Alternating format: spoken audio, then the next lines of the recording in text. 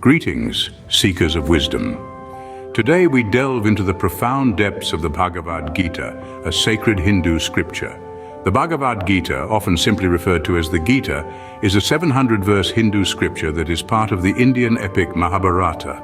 This grand text, revered by millions, is a conversation between Prince Arjuna and the god Krishna, who serves as his charioteer.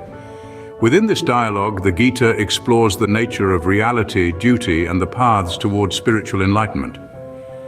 One crucial moment in this conversation happens on the battlefield of Kurukshetra, right before a great war. Here, Arjuna is filled with doubt and moral dilemma about fighting in the war, leading to a profound discussion about duty and life. One particular verse, Bhagavad Gita 2:47, holds a life lesson that transcends time and culture. Let's explore it. Opening, verse 247 of the Bhagavad Gita states, "Your right is to perform your prescribed duties only, but you are not entitled to the fruits of your actions." Now let's recite the full verse together. Your right is to perform your prescribed duties only, but you are not entitled to the fruits of your actions. Never consider yourself to be the cause of the results of your activities, nor be attached to inaction. To put it in simpler terms, the verse is saying, your duty is to act, but don't be attached to the outcomes of your actions. Moreover, never consider yourself to be the sole cause of these outcomes, and don't avoid acting out of fear of the results. This verse, a jewel from the ancient scripture of Bhagavad Gita, has a profound and timeless wisdom that reaches beyond religious boundaries and touches the core of human existence. Closing, at first glance this might seem perplexing, but let's break it down. The first part of the verse, your right is to perform your prescribed duties only, encourages us to focus on our actions. Now let's delve a little deeper into this. The Bhagavad Gita, one of the most revered texts of Hindu philosophy, is essentially nudging us towards a profound understanding of life. It's a gentle reminder that our primary responsibility lies in doing our part, performing our tasks, fulfilling our duties. And it's not just about ticking off boxes or getting things done, but doing them with sincerity, dedication, and passion. Imagine this. You're a potter, engrossed in shaping clay into a beautiful pot. Your hands are muddy, your focus is absolute. You're not thinking about how many pots you'll sell at the market tomorrow or whether your creation will win an award. You're simply lost in the act of creation, in the joy of seeing a shapeless lump of clay transform into something meaningful under your hands.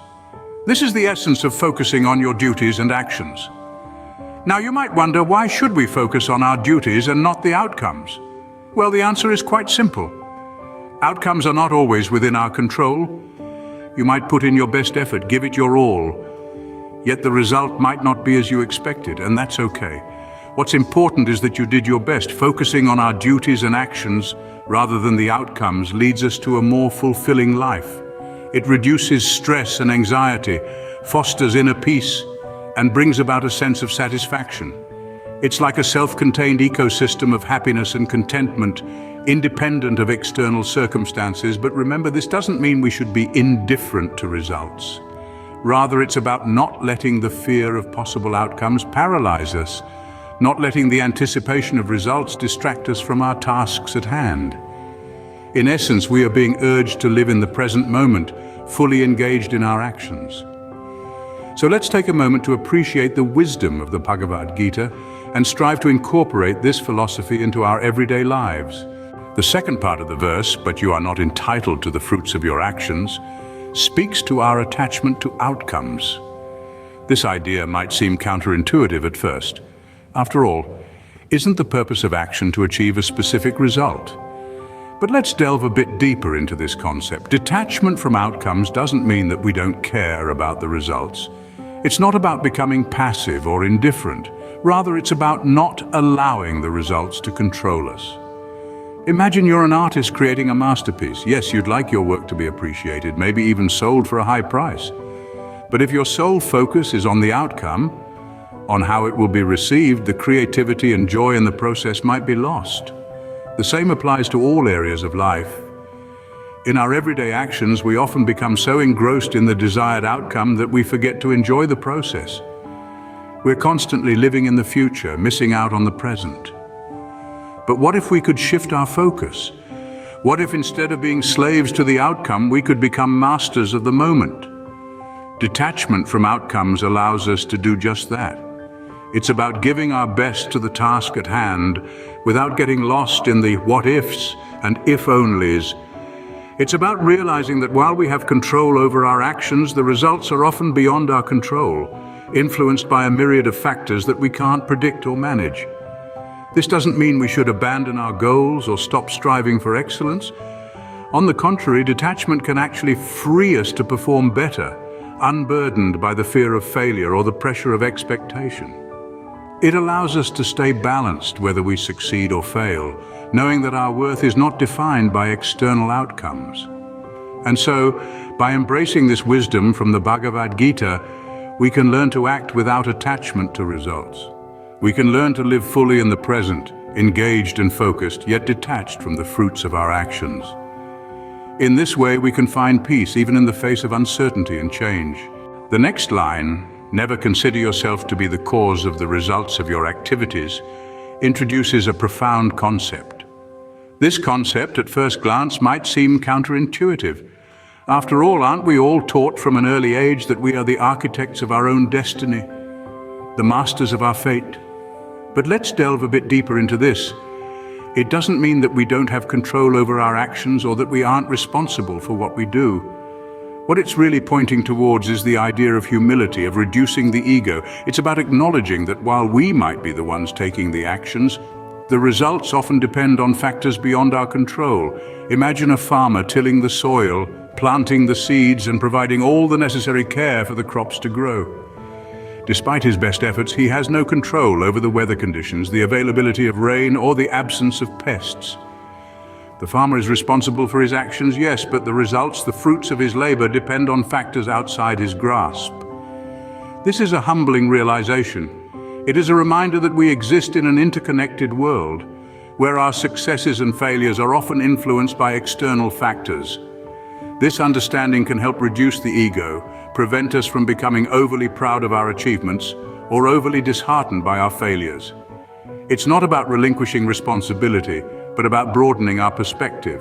It's about understanding that we are but a small cog in the vast machinery of life, playing our part, performing our duties, but not solely responsible for the outcomes. This is not a call to inaction, but a call to action with humility and understanding.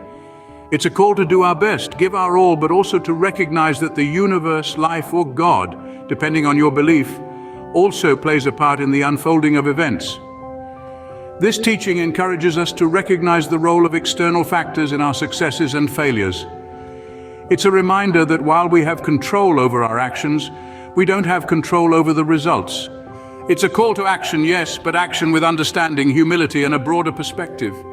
The final part of the verse, "Nor be attached to inaction," warns against complacency and inaction. This is a call to arms, an awakening from the slumber of inactivity. It's easy to fall into the trap of complacency, to believe that doing nothing is better than facing potential failure or disappointment. But this line from the Bhagavad Gita is a powerful reminder that inaction is a danger in itself. When we choose inaction, we stagnate. We miss opportunities for growth, for learning, for making a difference. We become observers in our own lives rather than active participants. And in doing so, we deny ourselves the chance to truly live, to truly experience life in all its complexities and contradictions. The Bhagavad Gita doesn't promise us an easy journey. It doesn't guarantee success or reward. But it does encourage us to keep moving, to keep trying, to keep engaging with the world around us.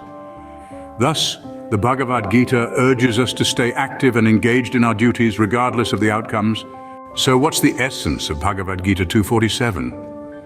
We've traversed a path of understanding, delving deep into this profound scripture. We've learned about the right to action, the inherent duty to perform our prescribed tasks without shying away. We've explored the concept of detachment from outcomes, understanding that our focus should be on the action itself, not the fruits it may or may not bear. We've considered the idea that we aren't the sole cause of our results, recognizing that a multitude of factors beyond our control also play a part. And we've discussed the danger of inaction, realizing that doing nothing is not an option in the grand scheme of life. This verse teaches us valuable life lessons about humility, duty, detachment, and action. It encourages us to live in the present, act with humility, and continuously strive for progress. In the end, it's about living in the present, acting with humility, and continuously striving for progress. Remember, life is about the journey, not just the destination.